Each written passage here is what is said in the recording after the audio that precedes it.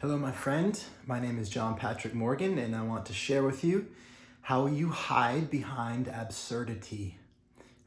This idea was born in a conversation I was having with a client recently. I was coaching him, and we saw that he was calling things out there, certain things, certain ways of people operating, certain things people were asking for as absurd. That's absurd to do that. And like, having energy in his body around the idea that somebody would act that way. And I love when I'm in a conversation with a client and I see them having energy in their body about something that's happening out there as wrong or not okay. Even the subtle stuff. I mean, the big stuff is obvious. I like the subtle ones because the subtle ones are the ones that are just mildly directing our behaviors without us even realizing it. So how does this work?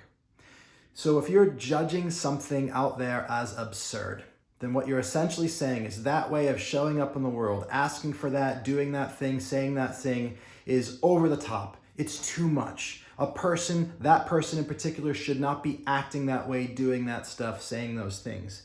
And if we're having that opinion about that person, then that's actually because we actually have that opinion about ourselves if we were to be that person doing that.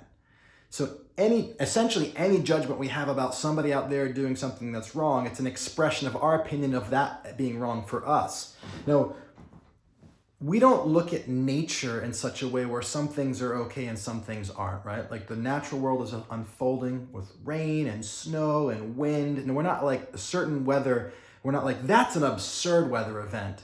It's like, we just see that there's just stuff that's unfolding. And in a way, if you think about it, like human beings are nature unfolding too. They're just doing it with more complexity and in more forms. This stuff is just happening, and then we apply our ideas of who we are and what's right or wrong for us onto that world. That's how we make meaning of the world. And I'm not saying that's not useful. It's very useful. It's how we orient. It's how we work together. But it is important to see that it's not necessarily objectively true. It's a subjective conceptualization that we're applying to the world.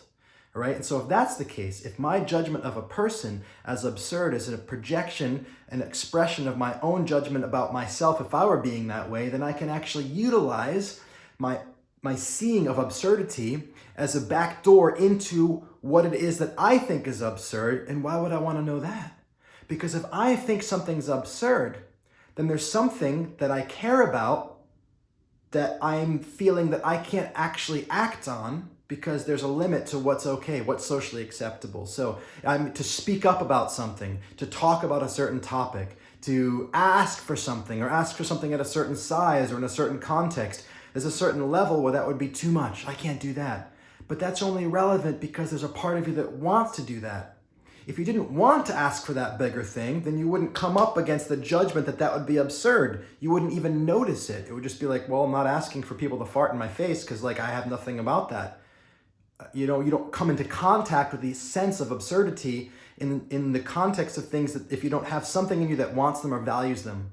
So if you see absurdity, it's like, oh my gosh, this is a way into knowing not only what your limitations are and what you think is okay for yourself in the world, that's useful, but it's also a way of knowing that, there must be something that I would like that I don't feel safe asking for or doing that person does.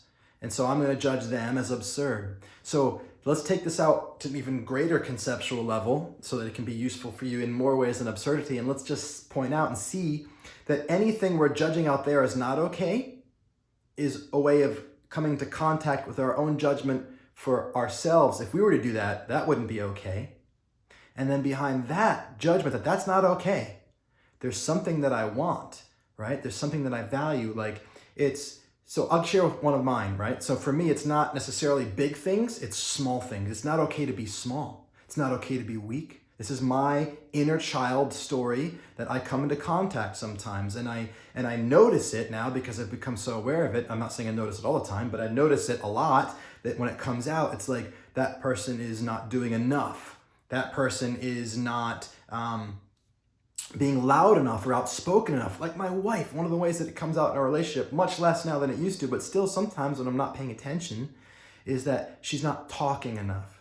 My wife is She doesn't basically, if I can see it consciously, I can see that she doesn't basically need to have her mouth going all the time like I do. She doesn't need to think with her mouth. She can just be with her thoughts inside of her mind. She's got the strength of an introvert that I am consciously, intentionally working on cultivating myself and moving more into introversion and less extroverted, because I can see the value in that. I've read some great books on introversion, helped me to understand her, but also to see the value in introversion. So being able to be with herself and be with her mind and not have her mouth going all the time. That's the positive side. But when I'm not paying attention, I will say, you're not talking enough, or you're not being outspoken enough.